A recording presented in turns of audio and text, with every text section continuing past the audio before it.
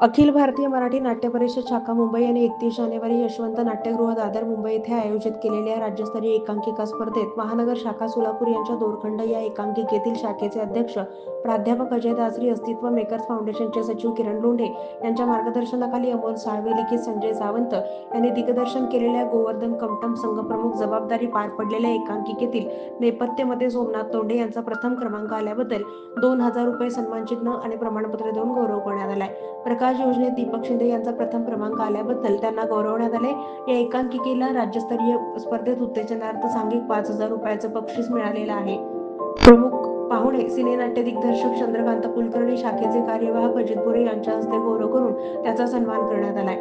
यावेळी सिनेनाट्य अभिनेते मिलिंद शिंदे आणि अभिनेत्री आदिती सारंगकर, स्पर्धा प्रमुख शिवाजी शिंदे यांची उपस्थिती होती.